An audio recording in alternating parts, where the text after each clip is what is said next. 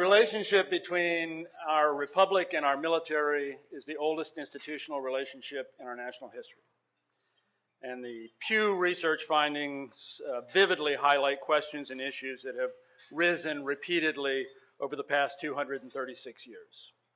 Questions about the burden sharing by the body politic, about the sort of military we think a political democracy should have, about the extent to which the American military is too isolated from American society, a conundrum that's been kicking around for 2 centuries.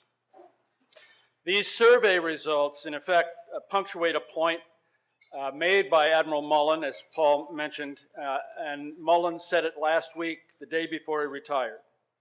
He acknowledged the extent to which he frets over the extent to which the military has become a separate tribe in the Republic, and that Americans, in his words, don't know the depth and the breadth of what we've been through, the numbers of deployments, the stress on the force, the suicide issues, the extraordinary performance. And at West Point, as Paul mentioned, he boiled it down to simply, I fear they do not know us.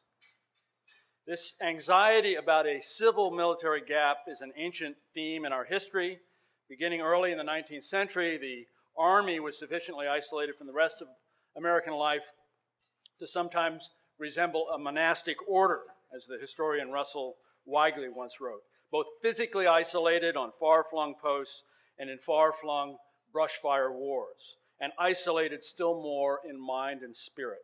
In 1930, 12 years after America's exit from one world war and 11 years before our entry into another, Congress created a War Policies Commission to consider policies to be pursued in the event of war on how to equalize the burdens and minimize the profits of war.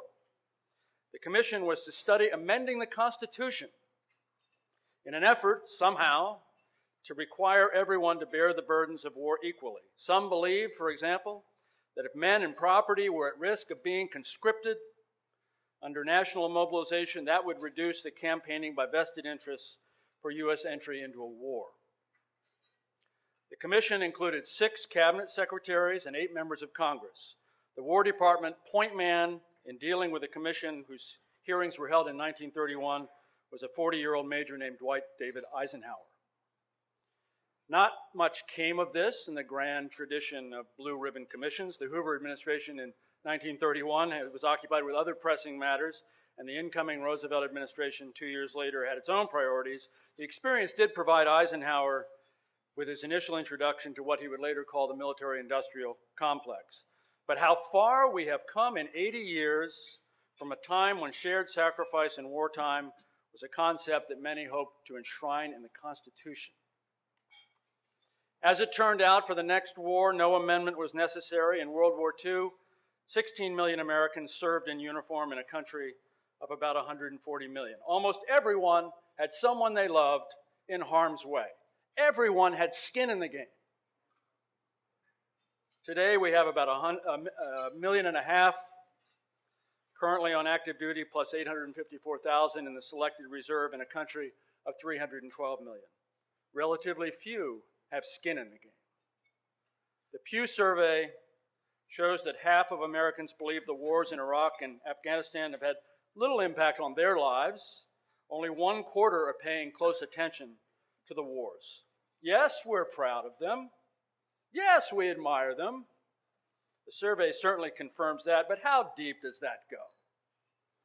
Elizabeth Salmon, who teaches English at West Point, recently wrote that the phrase, "thank you for your service," uttered to those in uniform has become what she calls an obligatory salutation, a mantra of atonement.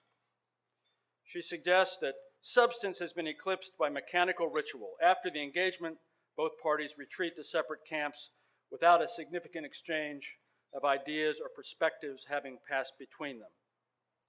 Those superficial exchanges, however genuine, are a poor substitute for something more difficult and painful, says Professor Samet, a conversation about what war does to the people who serve and to the people who don't.